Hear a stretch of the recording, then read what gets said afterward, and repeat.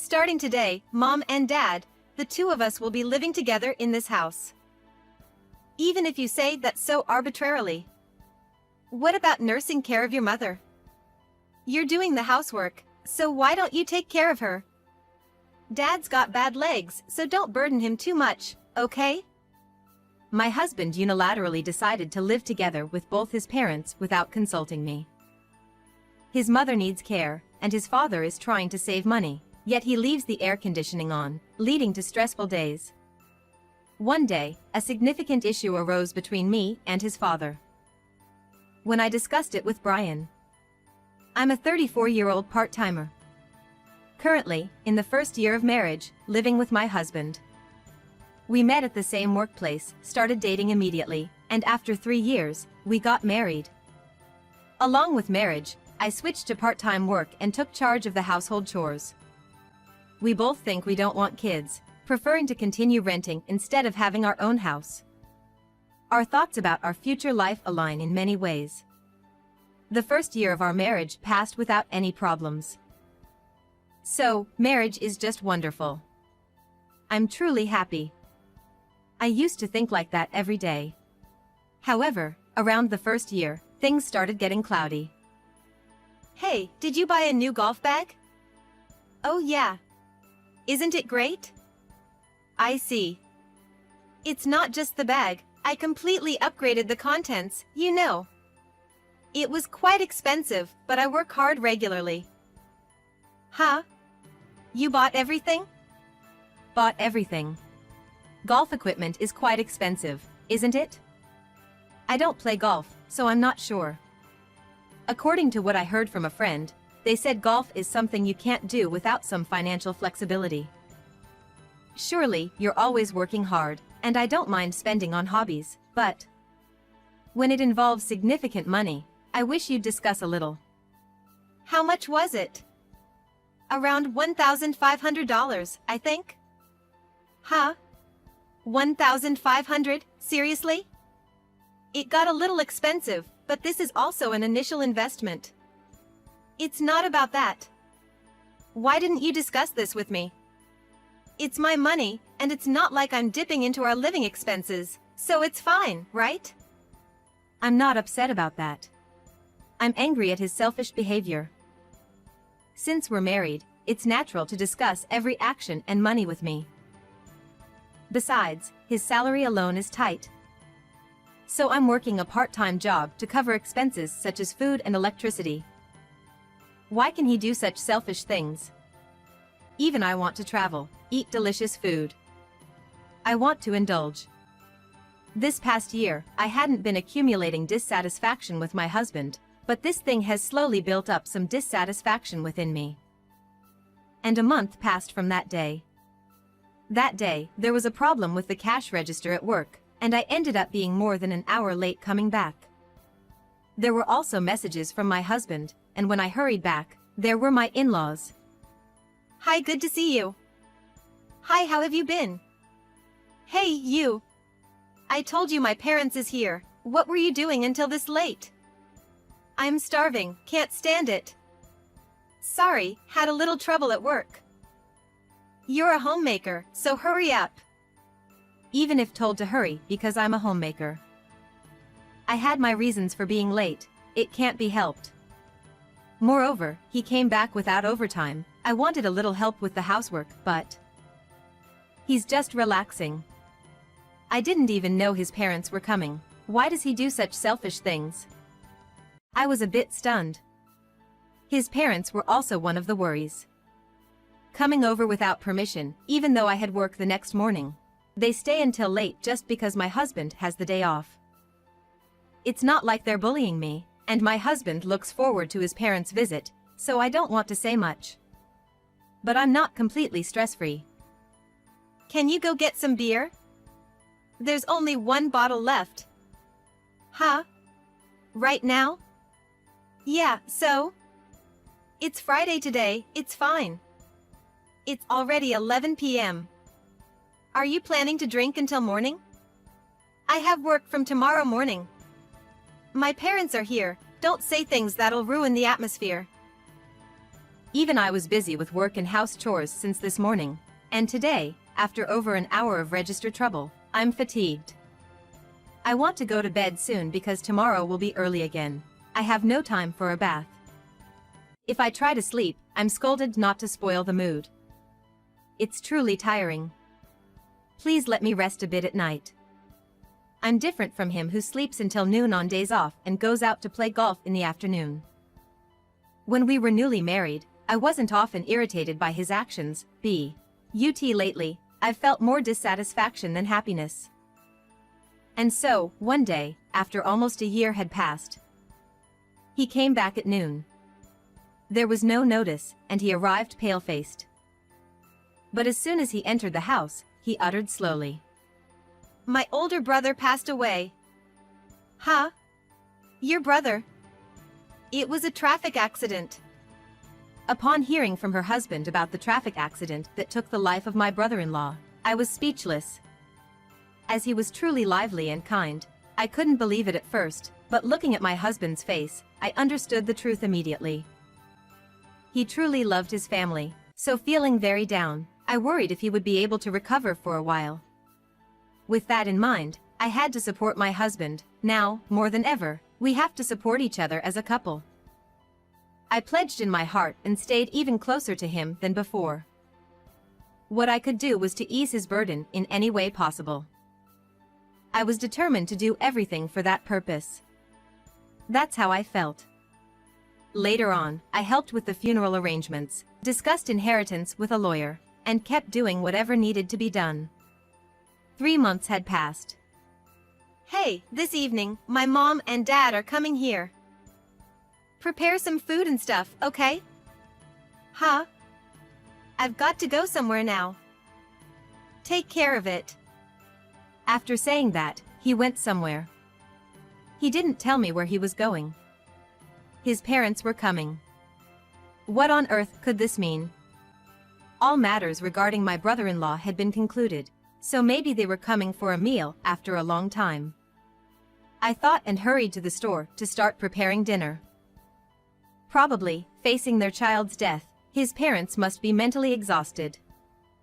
I prepared their favorite food and their preferred alcohol as my husband had informed me. Then around 6:30 that day, my husband returned with his parents. "There's quite a bit of luggage. Help me out." "Luggage? What's with this much stuff?" "What do you mean?" "We're living in this house from today, so I brought a lot of things. There are still some items left at my parents' place, but I plan to move them in tomorrow or something." "Huh? Living together in this house from today. What does that mean? I haven't heard anything about this." My husband wore a face as if it were the most natural thing. Carried in the luggage, and there wasn't even a greeting or explanation from his parents. Being unaware of the meaning of the situation, I, alone in confusion, helped to bring the luggage into the house, feeling uncomfortable and confused. "Living together from now on? What exactly does that mean? I haven't heard anything about it. We've got spare rooms, it's no big deal." "It's not about that. Explain properly. How exactly did this living together arrangement come about? And what about the financial aspects?" "It's not about the size of our house, like if there are enough rooms to live together. It's not that I dislike his parents, but living together is another matter. I have my privacy too, and if we're going to be living together indefinitely, I need to prepare myself for various things. It might not matter to my husband as they are his real parents, but to me, they're in-laws, complete strangers I've never met before we got married. He should understand this with a little thought. But he seemed as if he hadn't considered me at all. Besides, I sensed something odd about my mother-in-law while they were moving in. Usually, she greets me immediately upon seeing me, but today, she completely ignored me. She stared at me with eyes as if I were a complete stranger. What did I do, or maybe, did she feel uncomfortable seeing my face, unable to hide my dissatisfaction with their sudden visit? Well, anyway, this is not a situation I can understand without an explanation from my husband. Actually, it seems like Mom is suffering from dementia, so Dad asked us to live with them. Dementia. Yeah, that's right. So, we're the ones taking care of them. But then, you could have discussed it with me. Whether I discussed it with you or not, the result wouldn't have changed, right? Certainly. I understand what he is saying. But that doesn't mean it's okay to make such a crucial decision without saying anything. It's something even a young kid would understand. I'm not living alone, so I want my concerns to be considered a bit more. Moreover, if my mother-in-law needs caregiving, there could have been ways like hiring a caregiver. Or perhaps selling the in-laws' house and moving closer to ours. I'm not working full-time, but I'm busy every day with housework and a part-time job. Plus, there's only one spare room for one person. I think it's way too cramped for both in-laws. This decision isn't something that should be made so easily. I've been thinking about this for a while, but why is my husband so selfish? Even though he would definitely get angry if I did the same. He thinks he'll be forgiven no matter what he does. The so-called domineering husband. Maybe I just didn't notice, but this might be his true nature. Thinking about it, the future ahead seems troubling.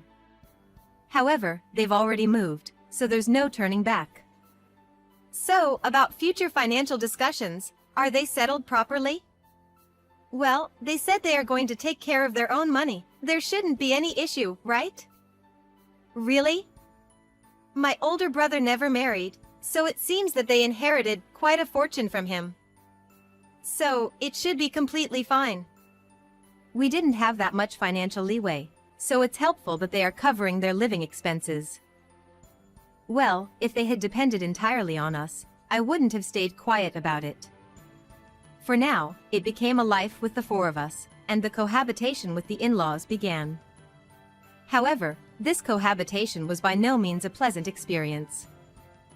Hey, I heard you had an argument with Dad today? Not an argument.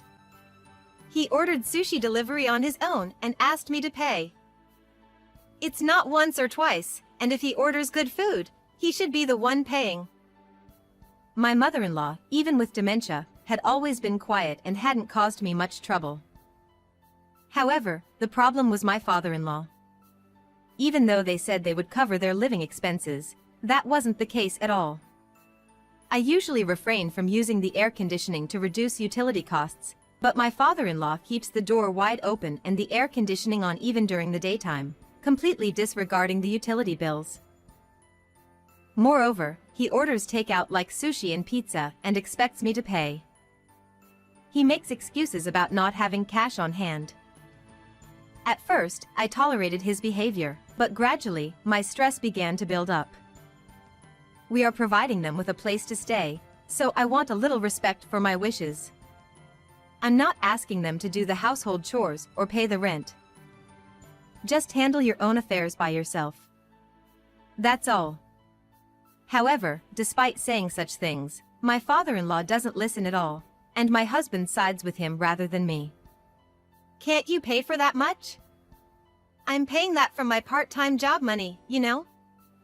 I haven't even been repaid. Why are you so stingy? Stingy? Who do you think makes it possible for you to eat? You better understand that. What is he saying? Does he want to imply it's all because of him? If he is earning all the rent and living expenses and even providing a maid, then maybe what he said is correct. But considering how much I'm contributing, and yet, making such demeaning comments, I'm done. With frustrations piling up due to his selfish words and actions and irritation with my father-in-law, I had already decided. If he doesn't need me and love me, then I'll leave. So, I made up my mind and packed my things. My husband made no effort to stop me from leaving. I thought he'd at least try to stop me a bit, but if he won't, I can leave with a clear conscience. With that in mind, I headed to a small hotel. Then, I asked my high school friend, who is still single, if I could stay with her for a while. It's great to have a reliable friend to depend on at times like these. With such thoughts, after about a week, one day, there was a call from my husband, who had never contacted me until now. Hello. When will you be coming back? Huh? Things are tough here because you're not around. Come back soon. Not a single contact for a week, not even an apology. Truly lacking in basic human decency. Well, I'm not expecting anything from him at this point, and even if he were to apologize, I wouldn't accept it. Why do I have to come back? Because ever since you left, the expenses have become abnormal. Just 2 days ago, the utility bill came, and it's too high. It's because there's someone who constantly keeps the air conditioning at full blast, unlike me. Also, the meals. If you eat out almost every day, of course, it will be expensive. Due to his low income, I was covering our living expenses with my part-time job. That's why I used to go shopping during the supermarket's sale hours, and tried my best to reduce the utility bills. I was cutting back as much as I could. If they thought that even without me, they could continue living as they had before, they were completely wrong. In just a week, it seems they realized how much I had been doing, but it's too late for that realization. They need to understand what they've done to me. Before telling me to come back, isn't there an apology? You're the one who left on your own, so you should be the one apologizing. We've been in a mess ever since you left. You're the one who practically kicked me out, didn't you? Stop making excuses. So, even after saying all that, there's not even an ounce of remorse? If you want me to come back, at the very least, an apology or a display of sincerity is normal. Perhaps it's due to high pride or low intelligence. Well, either way, I didn't have the slightest intention of returning to that house. I thought it was better to leave things as they are, but before that, I decided to tell them something important. I'll send the divorce papers by mail for you to sign, but before that, let me tell you something important. Your parents seem to have absolutely no money. Huh? I don't get what you mean by a divorce. And what do you mean there's no money? It's not that they won't pay for living expenses, it's simply that they can't. Just before I left, we got into an argument because your father ordered sushi without saying anything. Then he told me, he said all the inheritance from your older brother was used to pay off debts. At that moment, my husband fell completely silent. I presume he was utterly shocked and in a state of panic on the other end of the phone. And no wonder. According to my husband, it seems his brother had quite a fortune, and my in-laws misunderstood that they had a substantial inheritance. Not a misunderstanding, actually, they should have inherited a significant fortune immediately after his passing. However, there was something my husband didn't know either. My in-laws had significant debts and were in dire financial straits. They were being supported by his brother, and that's the truth. I only recently learned about this story, but I was really surprised when I heard it from my father-in-law. Moreover, that debt was caused by his gambling. I can't trust people who gamble. When I saw how he was making people pay without permission, I thought. But this is the truth. Well, the nursing care expenses will increase from now on, but how are you supposed to live alone? I didn't know about that. Why didn't you tell me earlier? I have no obligation to tell you. And what, divorce? I won't accept that. If you won't accept it, I'll have the court accept it. I'm ready to have a lawyer anytime and turn this into a divorce case.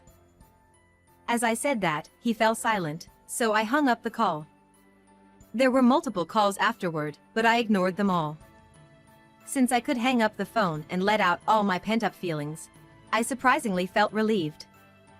I then told my workplace about quitting my job and moved to the countryside. Fortunately, I found a work-from-home job while living at my best friend's place, and now, I'm leading a modest but happy life. After settling into the new place and finding peace in life, I sent the divorce papers to my husband. I also wrote a letter claiming damages for the past occurrences and stated that if he didn't comply with the discussion, I would proceed with the divorce case. Subsequently, he called in anger but eventually agreed to split the damages as he neither had the ability nor the money for a legal battle. The divorce papers were submitted successfully, and we managed to cut off ties. According to mutual acquaintances, my ex-husband ended up quitting his job. That's because after that, his father's health deteriorated, and both his parents needed care. It's obviously impossible for him to manage a job and take care of both parents, so now he seems to be working hard for their care while receiving public assistance. There's notably a significant dispute, especially with his father, regarding his brother inheritance. Nonetheless, as the only son, he feels obligated to take care of my in-laws. So he can't abandon them. It's tough, but I think it's the bed he made, and now he must lie in it for the rest of his life. By the way, I'm living a serene life in the quiet countryside. I don't know if I'll remarry in the future, but for now, I'm just hoping to have a slow and peaceful time by myself.